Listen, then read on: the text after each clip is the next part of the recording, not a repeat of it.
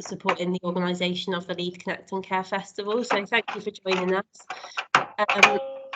If you don't mind putting yourself on mute while the session's on, unless you've got a question to ask, that would be great.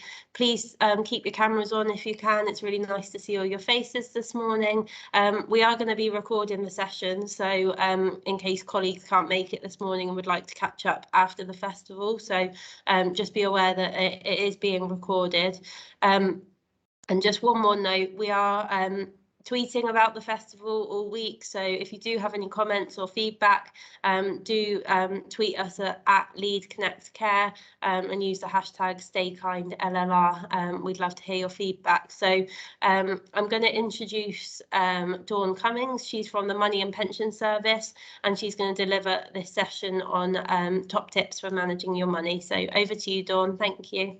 Okay, thank you very much, Bryony. So I do apologise, the lighting's not great in here, but I've got the sun behind me, so I've had to shut my blinds. So, but anyway, I mean, you're not interested in seeing me so much as hearing what I have to say. So thanks very much for inviting me. It's going to be a quick whiz through to tell you a bit about the Money and Pension Service, and then to just sort of cover through with you some of the resources that I hope you will find helpful, and I hope you will then be able to share either with your colleagues or family and friends.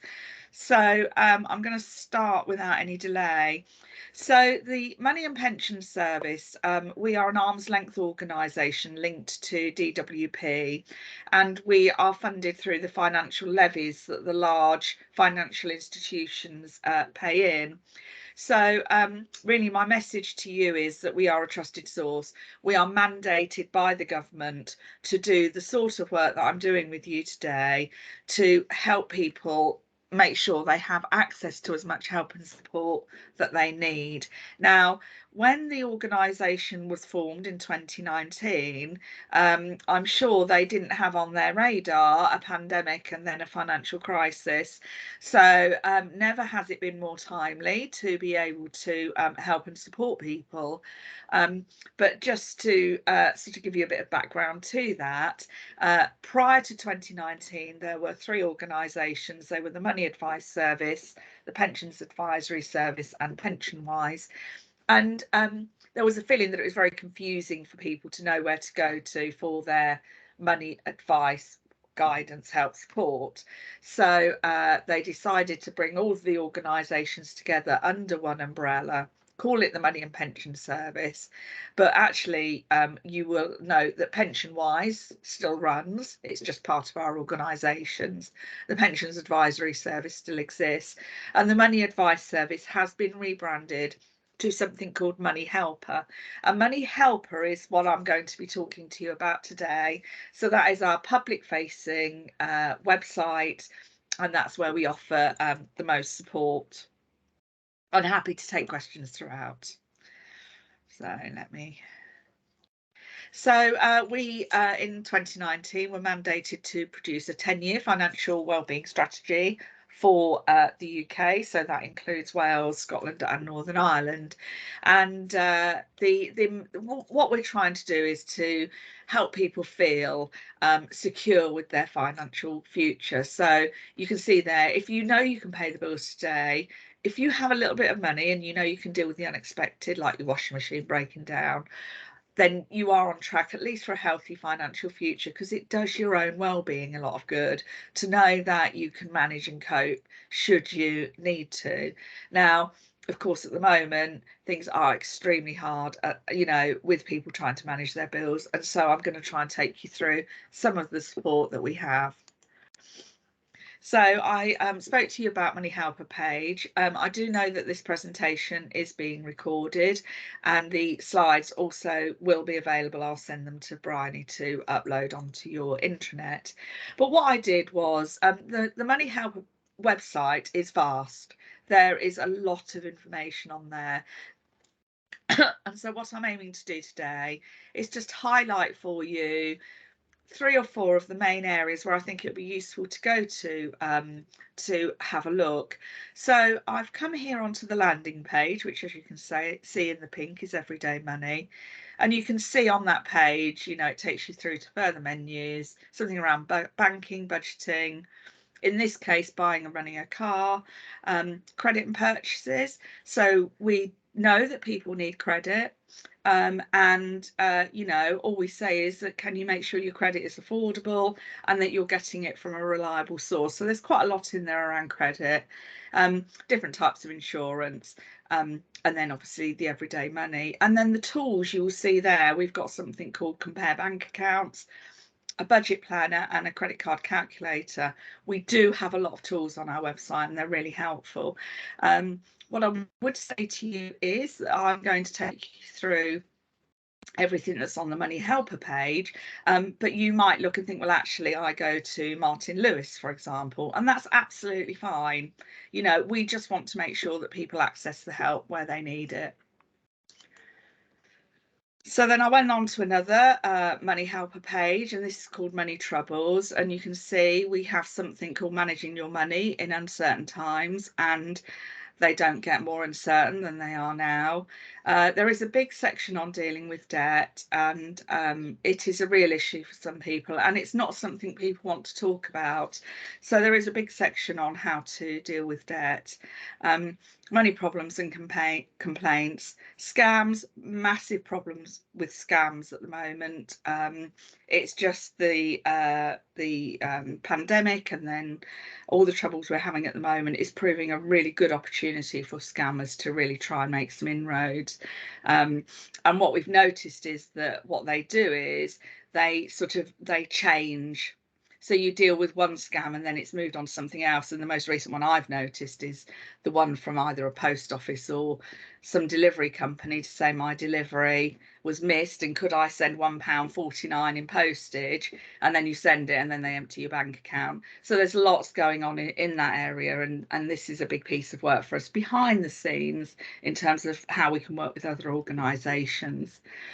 You can see here the tools. There's a debt advice locator, which I will come on to, something called Money Navigator, Money Manager, and then a bill prioritizer, which is a new tool, and I will come on to on a later slide.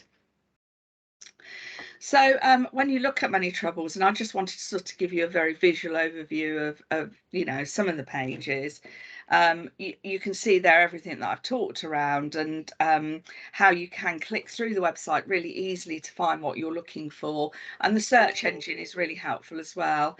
And I have to say, although I work for Maps, I don't know everything that's on there, so I frequently use the search, and I'm amazed what I can find. So you know, there's everything from money help if you're getting a divorce. I had a question a few weeks ago about, do we do anything on funeral costs? My first thought was, I don't think so. Looked it up, yeah, there was a big section on it, so there is a lot of information. So what I would say to you is, if you are thinking about anything to do with finance, go on there first and have a look. Very often we either provide the support or we do signpost out, because as I say, really what the message is, you don't have to use Money Helper, you don't have to use Money and Pension Service, but just use the support that's out there, but use it well. So then I just wanted to cover a few more of the pages that you know, it would be just too much to cover in a presentation. We do recognise that people struggle with money. It's not just about the most vulnerable in society. It's not about people who are just, you know, who maybe are struggling, are claiming benefits. It is about people like you and me are going to work every day, we're earning our money and we're still struggling to make ends meet. So, you know, we do recognise that people across the board need some kind of support and advice, and mainly that is delivered digitally. It's delivered through this platform that I'm talking to you about, but we also do have phone numbers, and we do provide access to face-to-face advice, particularly around debt. So you can see here, you know, some of the other areas. We talk about salary sacrifice and pensions, you know, benefits, insurance, tax, universal credit. It really is very, very broad. So I just wanted to quickly run through with you the budget planner. So when I do this presentation, one of the first things that I always look to do is to say to people, right, let's start with a budget. Now, that's really easy for me to say, and I've got to be honest with you, until about 4 or 5 weeks ago, I hadn't reviewed my budget, and I work for the organisation. So, and I went through the budget planner and I thought it was brilliant, actually.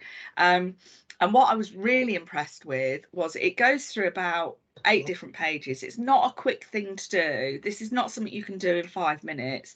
It probably takes about 20 minutes to half an hour, and you need your numbers in front of you. But it covers things like, so it had things like pets. Now, I've got a lot of animals. I've got dogs, cats, pigs, chickens, you name it, I've got it.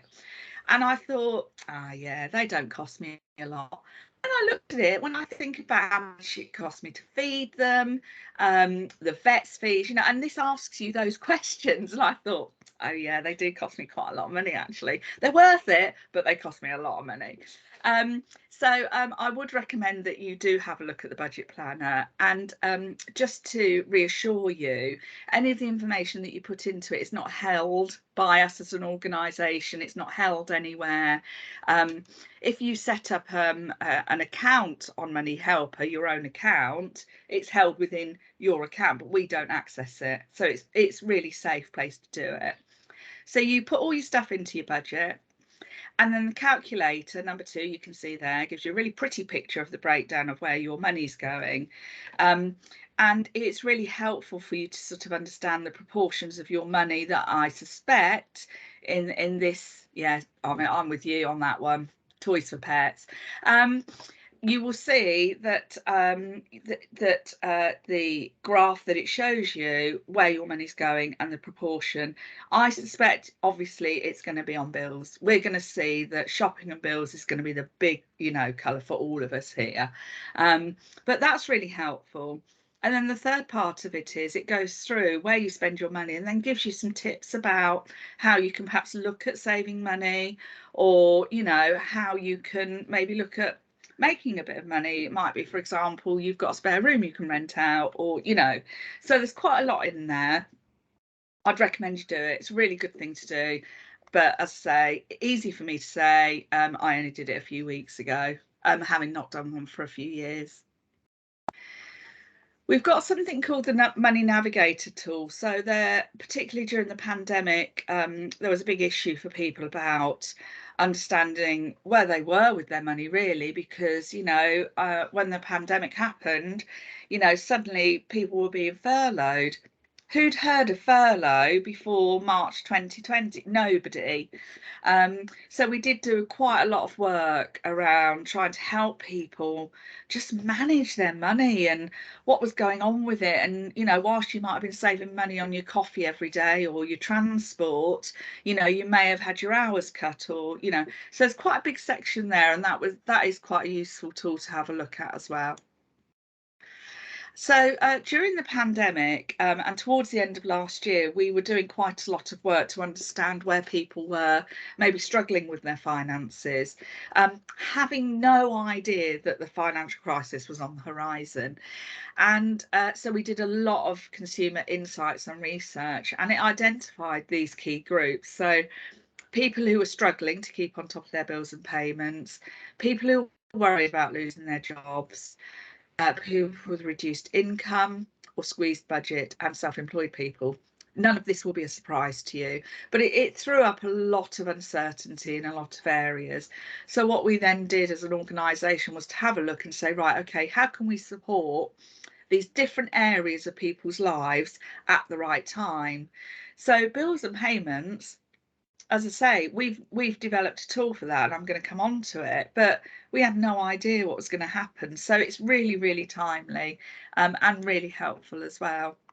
So from that, we developed this new content, and you know, we've got the online guidance. So there's much more guidance in there than I've shown you. Something called the bill prioritizer, absolutely brilliant. I'm going to run through that with you. There's some nice little money guidance videos, so if you have colleagues and you wanted to share some of that content with them, that's great. So there's quite a bit on there to have a look, and that's all held on the Money Helper page.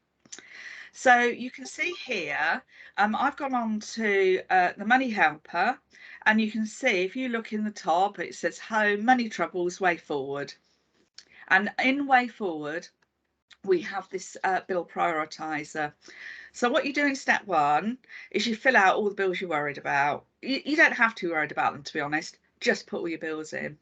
And then number 2 basically lists all your bills in priority order, because there is something around debt, and they call it priority debt and non-priority debt.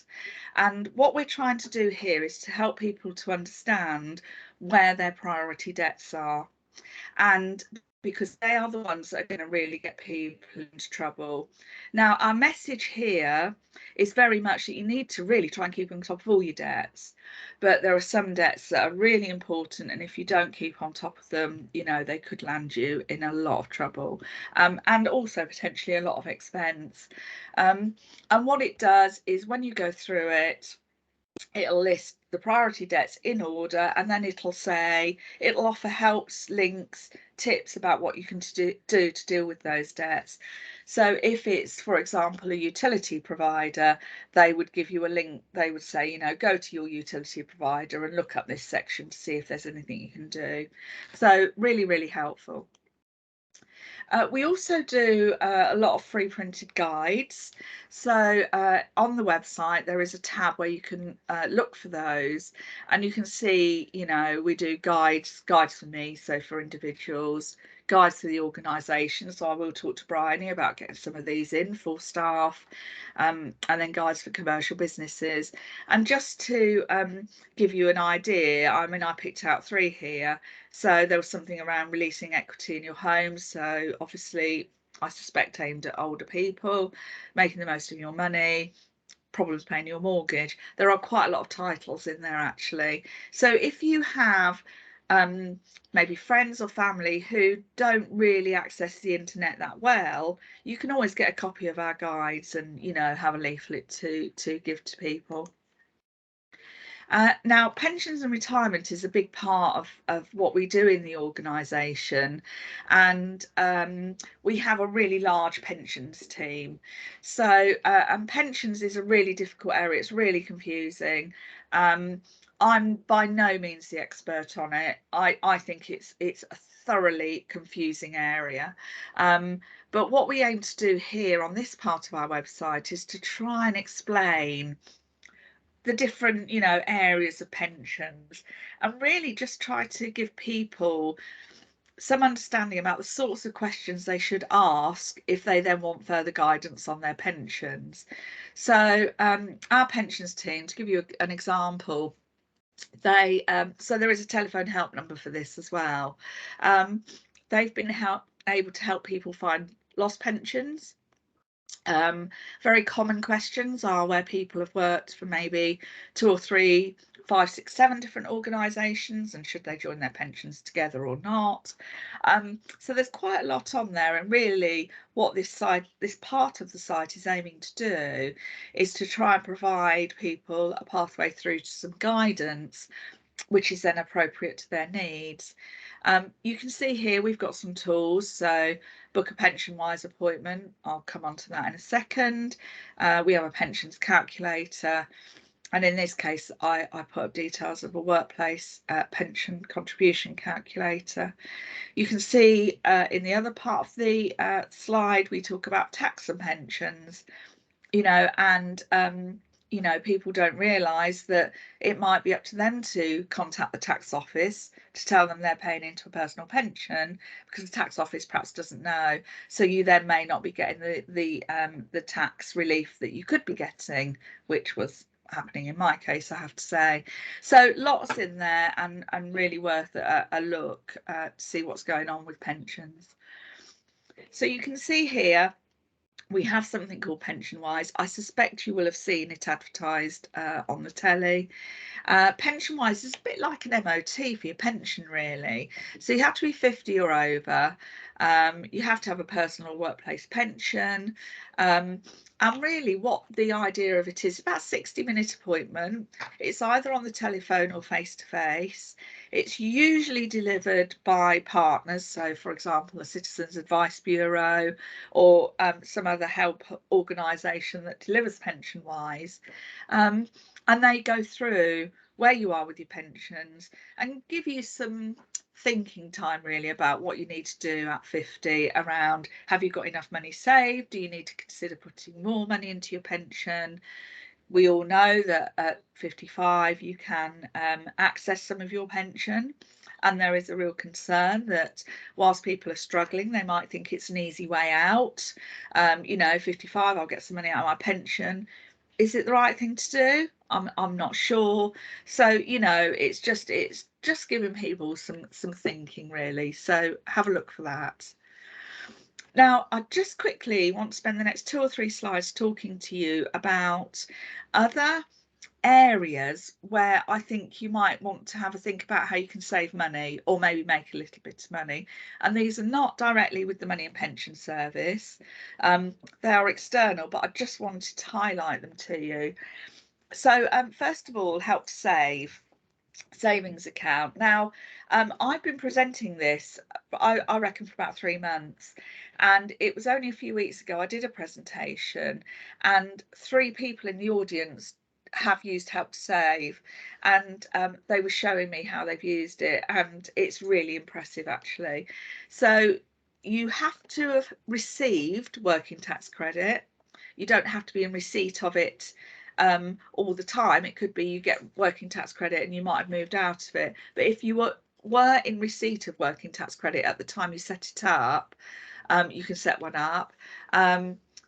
It says here working tax credit and receiving child tax credit or claiming universal credit. So the lady that showed me her example was, at the time she was receiving working tax credit. She now isn't, but she's carried on saving into it, and it has literally done what it says on the tin. She's put that money in and she's made a lot of money in terms of savings that's come out of it.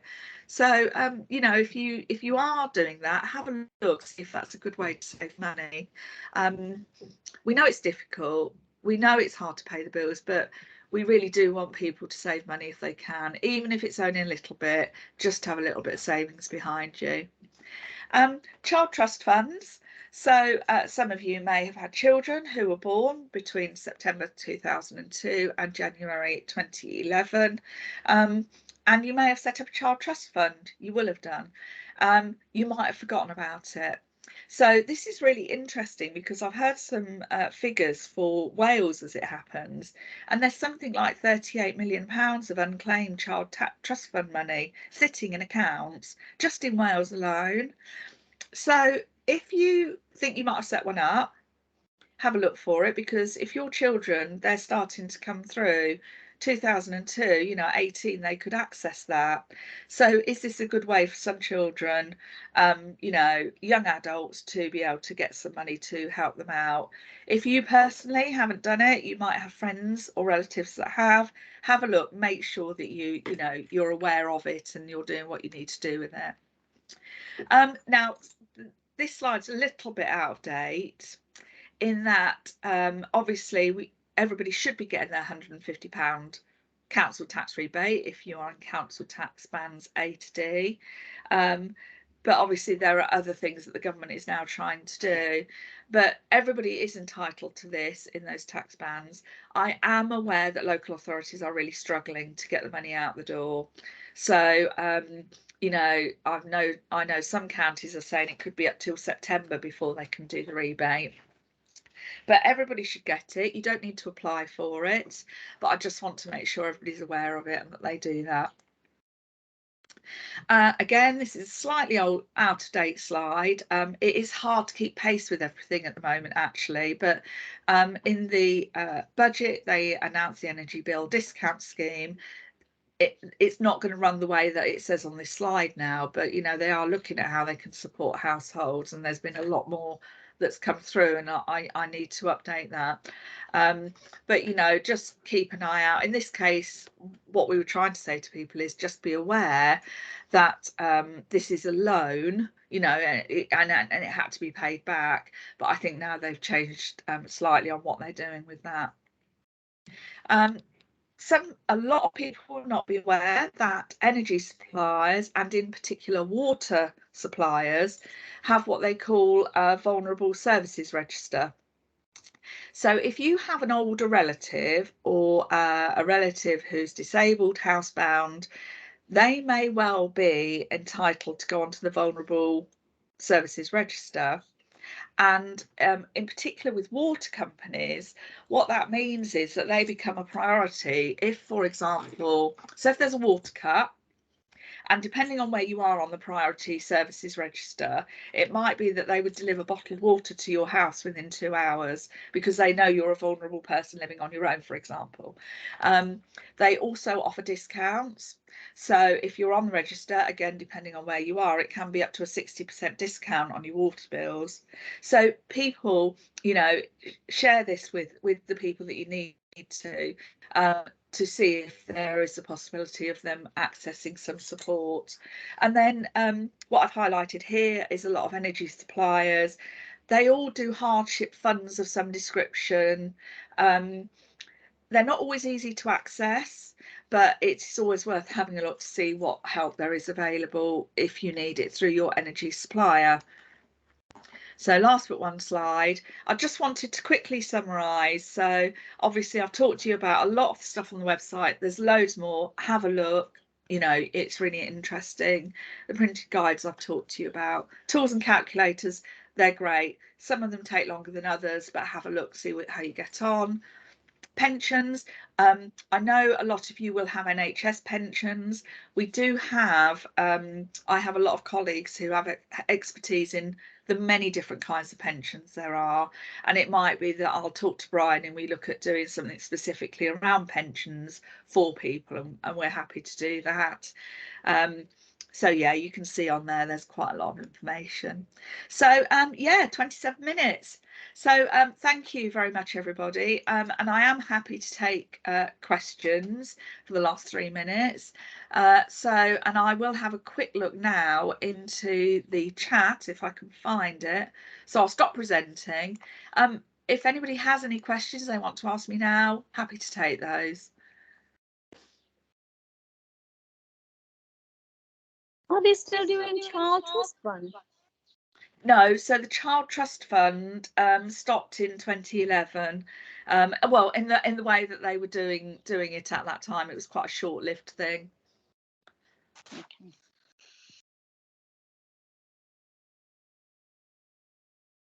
Bryony, I for some reason I'm not accessing the chat function now. Is there anything in there that I need to talk about at all? I don't think so, Dawn. There's just a Okay. couple of comments about the resources and you know how useful they are. I have just put in a short evaluation form if people don't mind spending a couple of minutes. It's literally 3 questions long, just giving your feedback on this session. I've just seen a comment around a pension session. Natasha, yeah, we can definitely look into something around that. Maybe. Is that just me, or has Bryony broken up? I think. Yeah, Louise is nodding. Yeah, I think so. It's not just me, is it? It's Bryony. Okay. Well, whilst the internet tries to recover itself a bit, yeah, I'll talk to Bryony about doing some sort of pension session. As I say, I have colleagues who are the experts on that, and they will be able to talk about it in terms of your NHS pensions, and they really completely understand the types of pensions you have. But you know, as the lady in the chat has said, sorry Bryony, you got cut off, you froze, the internet wasn't playing ball. So you know, that is something that they can then sort of help people just have a think about. What I would say with pensions is that we are very clear it is pensions guidance and not advice. We are not advisors, but what would happen is if you phoned in for some pensions guidance, I have to say that the expertise you will get will take you right to the point of advice, and it's, you know, a lot of cases it's enough to get you through. Really, if you do need to get advice, we do have a list of advisors on our website, but of course you might have to pay for that. So yeah, sorry Bryony, you got cut off. No problem. I think I'm back now. Yeah. Thank you so much, Dawn, and That's okay. yeah, thank you for giving up your time this morning. I hope people found the session useful. We have got sessions taking place all week, so do go and take a look at the programme. I'll put a link in the chat. If there's anything else you haven't booked onto that you would like to book onto, then we look forward to seeing you at sessions throughout the week. But thank you, everybody. Thanks. See you. Thank you. And- Bye-bye. Do you do face-to-face appointments? Oh, we'll ask Dawn that question and get back to you if that's okay. Okay. Manju, Yeah. sorry, I'm just going to put my, sorry, just give me a second. I'm just going to put my email in the chat. If you email us so we know how to get back to you, that'd be okay. Okay, that's fine. Thank you. Bye.